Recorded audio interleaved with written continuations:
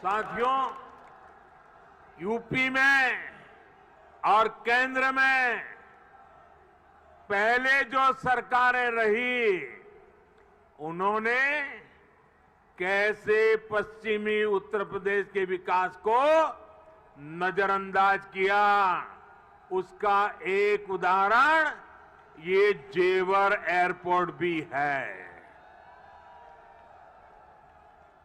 2 दशक पहले यूपी की भाजपा सरकार ने इस प्रोजेक्ट का सपना देखा था, लेकिन बाद में ये एयरपोर्ट अनेक सालों तक दिल्ली और लखनऊ में पहले जो सरकारें रही, उनकी खींचतान में उलझा रहा।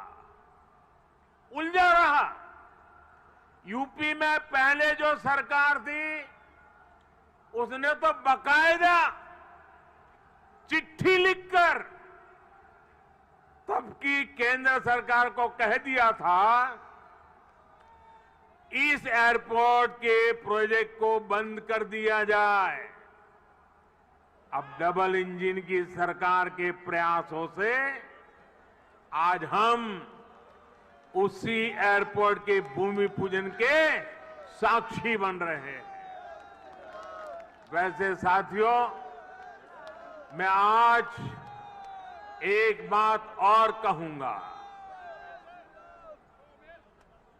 मोदी योगी भी अगर चाहते तो 2017 में सरकार बनते ही यहां आकर के भूमि पूजन कर देते, फोटो खिंचवा देते, अखबार में प्रेस नोट भी छप जाती। और अगर ऐसा हम करते तो पहले की सरकारों की आदत होने के कारण हम कुछ गलत कर रहे हैं ऐसा भी लोगों को नहीं लगता।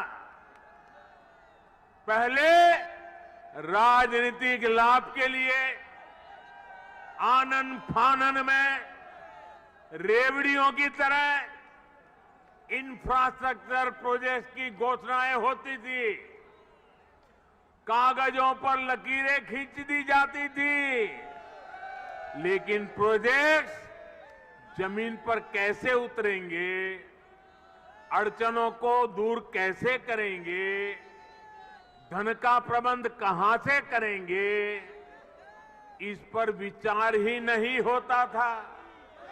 इस कारण से प्रोजेक्ट दशकों तक तैयार नहीं होते थे, घोषणा हो जाती थी, प्रोजेक्ट की लागत कई गुना बढ़ जाती थी, फिर बहानेबाजी शुरू होती थी, देरी का ठिकरा दूसरों पर फोड़ने की कसरत होती थी।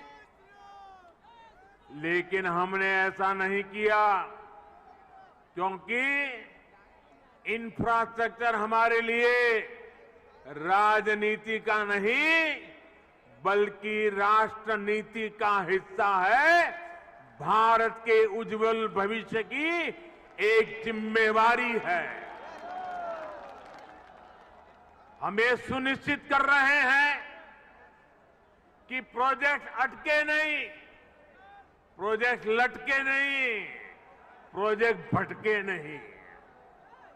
हम ये सुनिश्चित करने का प्रयास करते हैं कि तय समय के भीतर ही इंफ्रास्ट्रक्चर का काम पूरा किया जाए। देरी होने पर हमने जुर्माने का भी प्रावधान किया है।